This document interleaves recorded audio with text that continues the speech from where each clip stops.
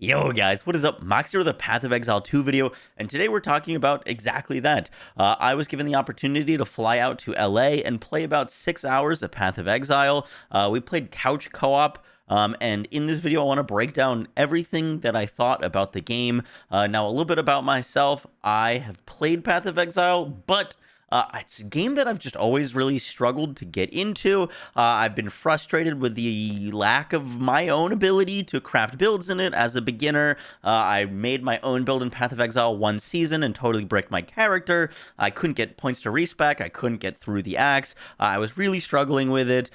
Since then, I've had more successful seasons. I've followed build guides, and I've now got over 400 hours into PoE, but I wanted to approach Path of Exile 2 from the perspective of someone that wasn't able to get into PoE and why PoE 2 might be different, why PoE 2 is evolving the formula of Path of Exile. And so today we're going to be talking about the class that I played, how Path of Exile 2 is different, the couch co-op, the progression, the bosses, and more. And before we get into the video, real quick, my flight and my stay was paid for by Grinding Gear Games. However, this is not a sponsored video. I'm allowed to say whatever I want about the game, so just my honest opinions. And yeah, I hope you guys enjoyed the video. Let's get right into it. So we're just going to start from the very beginning and kind of walk you a little bit through my playthrough and talk about the things that I experienced as I experienced them. And the very first thing that I experienced was the class selection.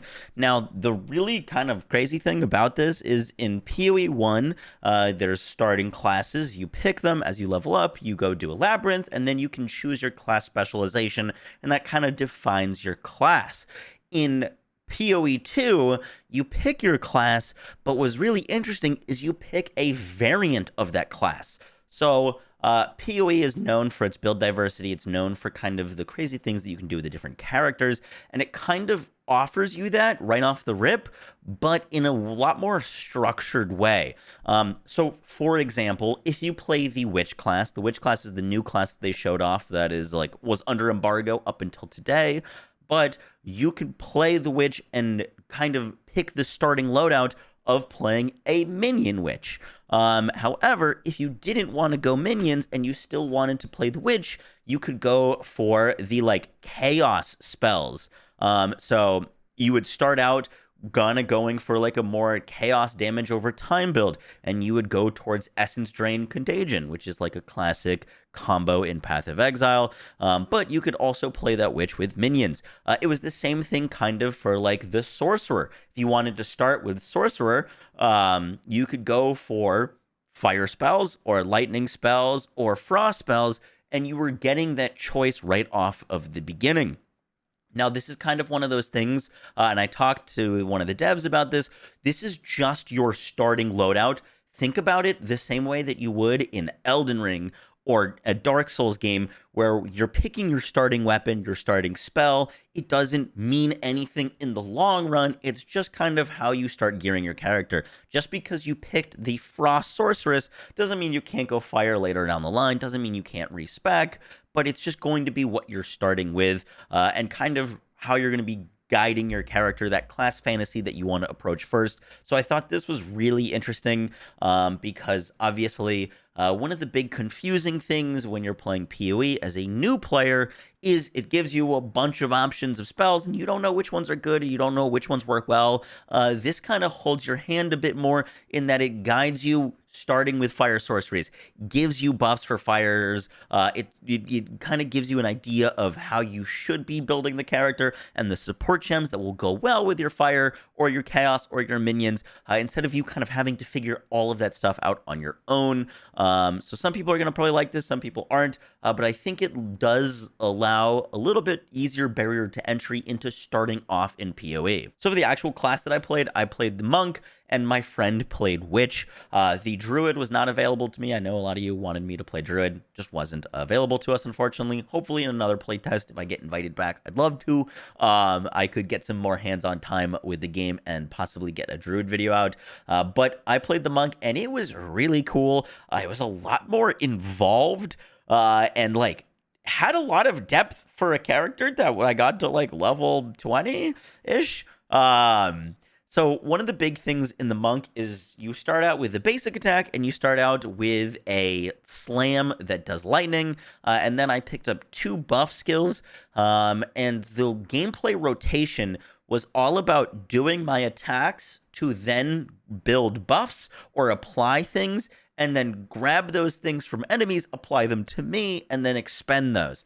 So what I mean by that is one of the core things I could do was if I landed 4 attacks in a row, I could summon a bell, and then all of my attacks that hit the bell would do big AoE damage. This was the strongest ability that I found on the monk for early, especially because the minions that my witch friend was summoning could ring the bell, and we would like put it down on a boss, and then all of the minions would be hitting the bell. It would just go boom, boom, boom, boom, boom, and like delete bosses. It was really, really cool. But there was a lot of like complexity with actually getting that bell out, because if you stopped attacking at any point, you would lose it. Like you would lose your stacks to summon the bell. But it also played a bit like a Souls game a bit, where if you got too aggro, you could take too much damage trying to get the bell out. And so you did need to play a little bit careful. The other two things were shock was really important to my character.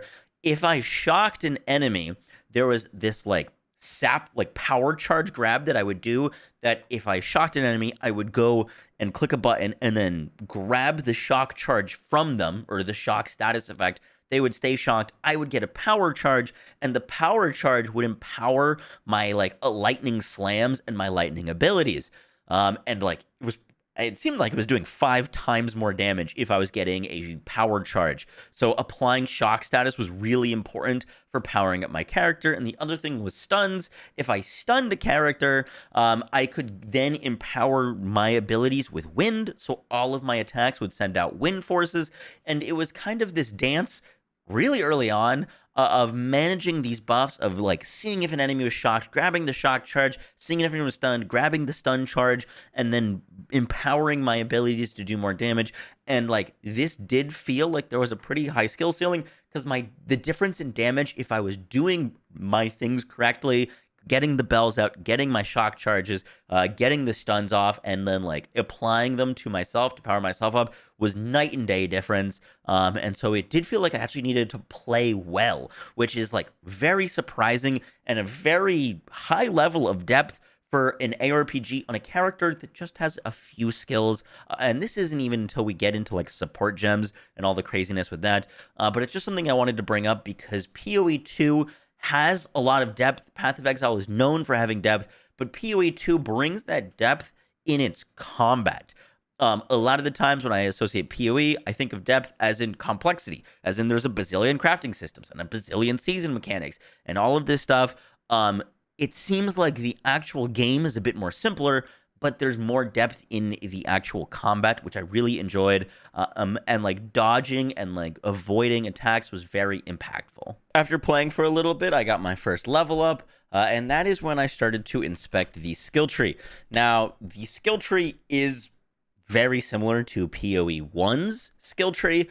It is massive. It is expansive. I noticed that they start you a lot more zoomed in. One of the big things that I've talked about with PoE 1 is that the skill tree looks massive, and it is. It's very intimidating. However, when you're playing a class, you start in a specific section, and you're realistically not going to be speccing out any more than like a V shape. Like, even though there's like a bazillion nodes, you're probably only going to be focusing on like a 30% slice of the actual skill tree, because all of the nodes that are close to your starting character are the ones that are like actually applicable.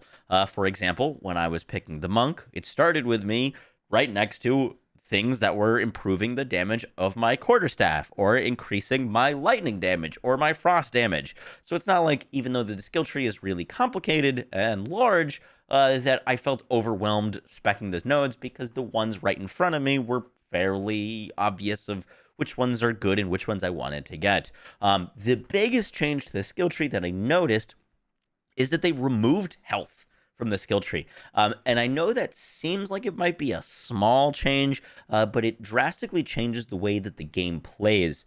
On my character that I was talking about in PoE 1, where I played my own build, I didn't follow a build guide my first time playing PoE. I didn't spec health And now that I've played PoE, I understand how silly that is, but I just wanted to get all the damage nodes. And I didn't grab health, and that led me to breaking my character because the enemies just started one-shotting me, and I couldn't leave my spawn without getting one-shot. And that was a bit of a, like, kind of like a knowledge or barrier to entry, is knowing where the good max health nodes are, how to efficiently path to all of the big health nodes, grabbing them early to get your character off the ground. Now, you can't mess that up because there is no health nodes. The game just scales with your level. The enemies scale in the areas that you're going to. And there is defensive things in the skill tree. You can still grab like energy shield. You can get life on kill or like life on hit. But there's like a lot less ways to kind of screw up your character, if that makes sense. There's going to be a lot less disparity between someone who knows what they're doing, specking health, and someone who doesn't, which I actually really like. Now, you can still get max health on gear. You're still going to want to get your health up, but it's no longer something that you really have to focus on in the tree, which means that you can more look at interesting damage buffs and interesting utility things, like getting more power charges for my character, or getting my power charges to share with my teammates, or getting my lightning to penetrate enemy resistances. I get to focus more on the more interesting stuff and less of just grabbing like 15 health nodes so that I could survive, and I think this is a fantastic change. After we beat our first boss, we were given a uncut skill gem. Now, in PoE, one, usually when you talk to an NPC after turning in a quest, they would give you maybe the option of like 8 different skills. You didn't know which one was good or which one would synergize with your build. Sometimes it would give you a bunch of support gem options, and you didn't know which one was good. And you'd kind of be guessing, and you could always go back and buy them from the vendor. But it was a lot of choices, a lot of options. The way that it works now in PoE 1 or PoE 2 is that they give you an uncut skill gem or an uncut support gem, and when you click on that, you can create any skill that you want, but the way that they're organized is a lot more intuitive. So, for example, when I clicked on the like carve my uncut skill gem, it would pop open the monk page, and the level 1 skill gems would be for level 1 skills. It's no longer that a skill is locked behind being like level 16 on your character. The gems are not associated with your character level. They have their own skill level. So like the like level 5 gems will be stronger spells, but you're not going to get them till you're later on in the game because bosses aren't going to be dropping level 5 skill gems until way later. So, for example, I got up, I think, to level 4 skill gems. I think we actually got at the very end a level 5 skill gem. But they're no longer tied with your actual level. They're more kind of like how far you are into the game. And the way that they're doing the UI is pretty intuitive in that it's going to specifically tell you these are the monk skills, and then you can pick which ones sound good to you. If you want to go lightning, I picked a bunch of the lightning skills, and I didn't really grab many of the frost skills. Now, this doesn't hurt build diversity, it just makes it easier to understand. For example, just because I'm given the monk page doesn't mean I couldn't flip to some of the other classes and pick up skills from them. So one of the things that I found is it was very important for me to shock enemies. Getting power charges from shocked enemies was massively buffing my damage. Didn't have anything that was consistently doing good shock applications on the monk skills, but I looked over in sorcery, and the Sorc had a chain lightning skill that one of its side effects had a 50% chance increased to shock enemies. So I would spam that while I'm walking up to packs and then increase my shock chance, hit them with my lightning skills, get those shock charges, and buff up my character. And so I was still kind of using skills in the same way that you could in PoE 1, but in a little bit more structured way that they're doing in PoE 2. I think this is nice. It just lowers the amount of times that you might have to look up a guide because everything is laid out more easily for you. Support gems work in a very similar way. You would get an uncut support gem, and then when you click it to carve, it'll give you specific recommendations for what are good support gems for the skill that you're using.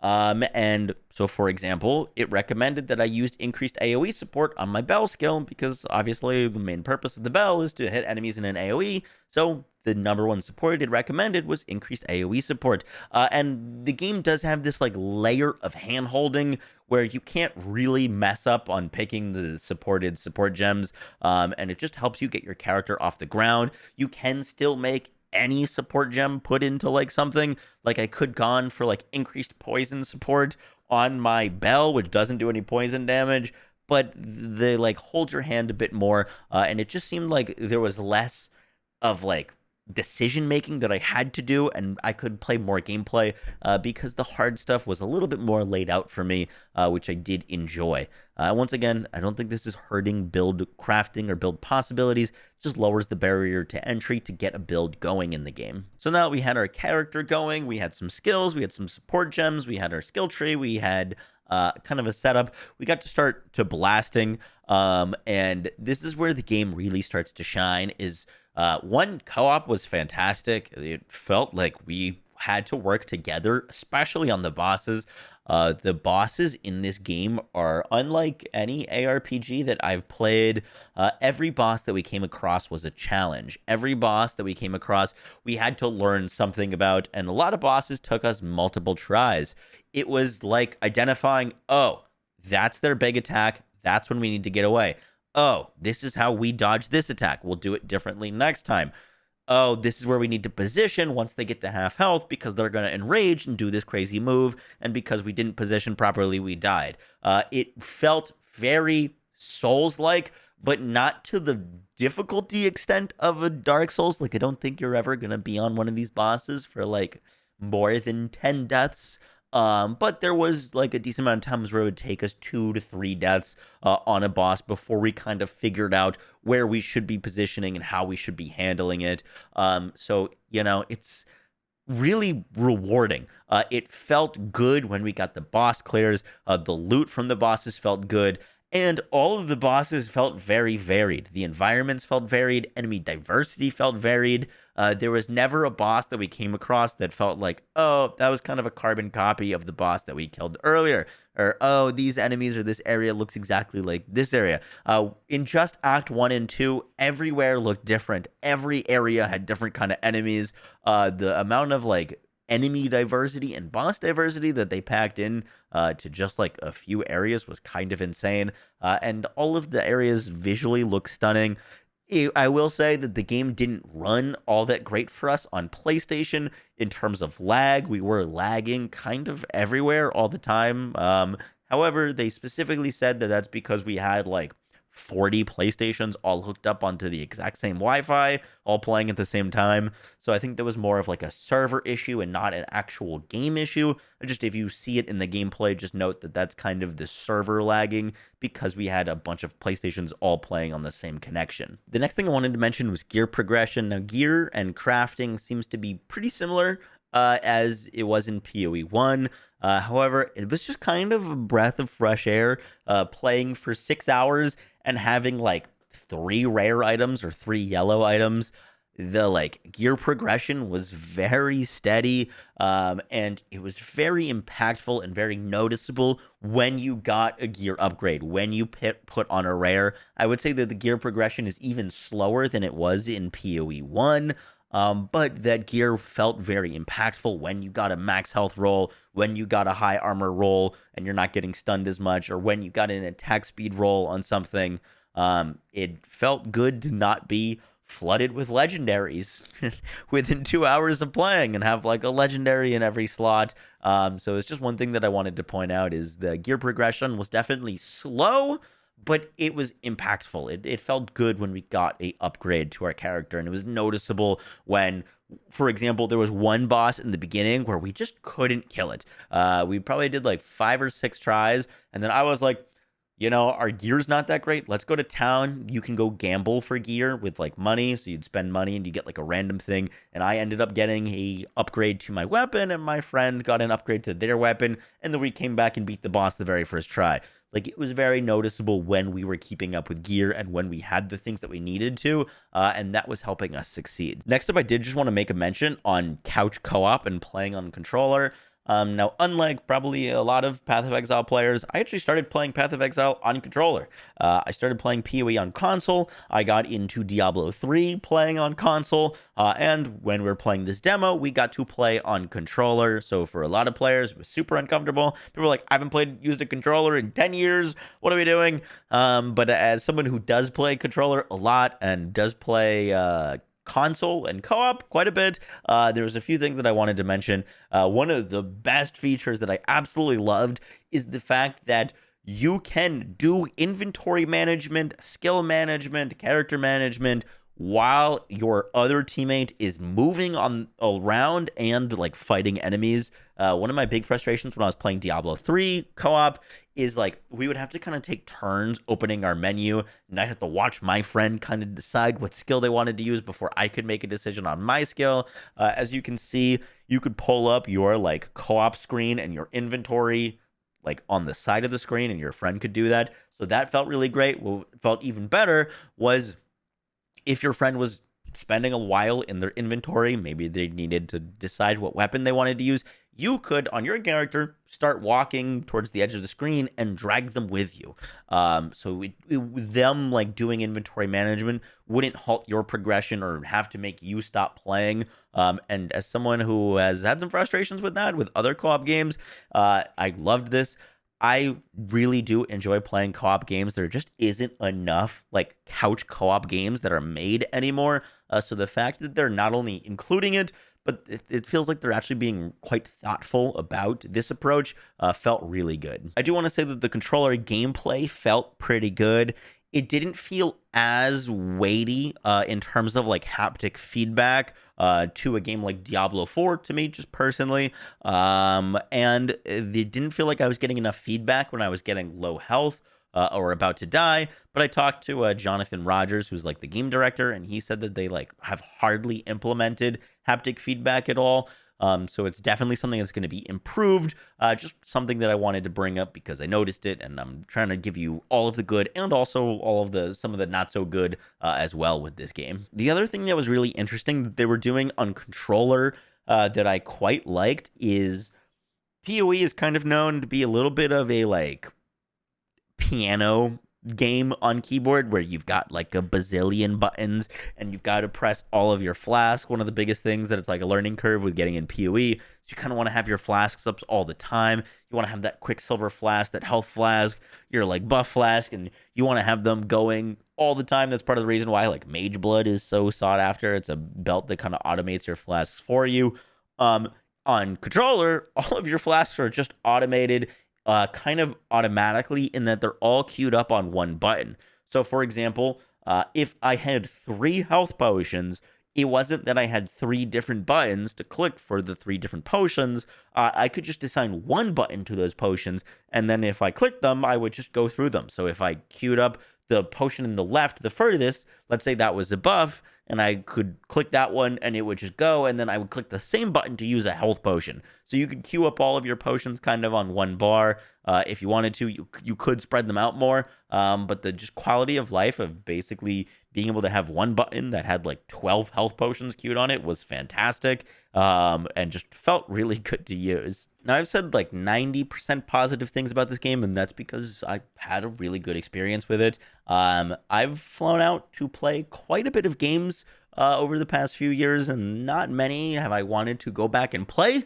As much as I wanted to go back and play some more PoE 2 and keep grinding and progressing on my character, the game was quite addicting and very challenging. But I do have some feedback for them that I hope I see changed in the future. One of those things, you might have noticed it from the gameplay, was visibility. It was really hard to tell where my character was. A lot of the times my character would be wearing similar things to the enemies, what they were wearing, and especially in co-op, it was just super easy to get lost. And sometimes I would find myself dead, and I didn't know that I was dead, and I didn't see an attack coming because I couldn't find my character on the screen. It's something that's easily fixed with some accessibility options. Maybe I can highlight my character. Maybe the circle on me is a little bit brighter. And it is important to note that we didn't have availability to the options menu during our playtest. So it's not like if there was an accessibility option, I could have turned it on. Just wanted to point that out. But it definitely was something that impacted my gameplay. The next thing, would have loved more controller and haptic feedback when I was getting low health. I found a lot of times that when I was dying, I didn't realize that I was about to die.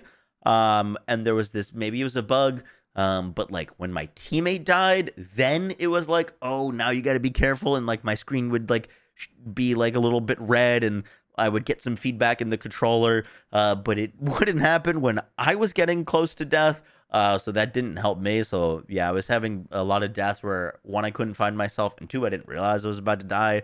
And the other thing that was a little bit tough was it just felt like early class balance could have been a little bit better. I was playing a melee character early on. Once again, there's no options to spec health. And I found myself just walking up to enemies and getting like one shot by like basic white wolves at like level 1. And it felt pretty important to be back and playing ranged. And my friend who was playing a witch who had summons to kind of body block for them and could cast from ranged was tearing things up at like that level 1 through 5 stage, and I was really struggling because I needed to get up close to enemies. I didn't have an option for survivability. It's not like I could spec for more survivability in my skill tree. It's just kind of the cards that were played, and I was dying quite a bit. It did get a lot better once I got some gear, once I got some better skills, and they want this to be a challenging game. It just felt significantly like it was easier on a ranged character for those like 1 through 5 levels. Because you know, I was getting like literally 2-tapped by white wolves. It was like I couldn't heal fast enough from like basic mobs just out of the gate.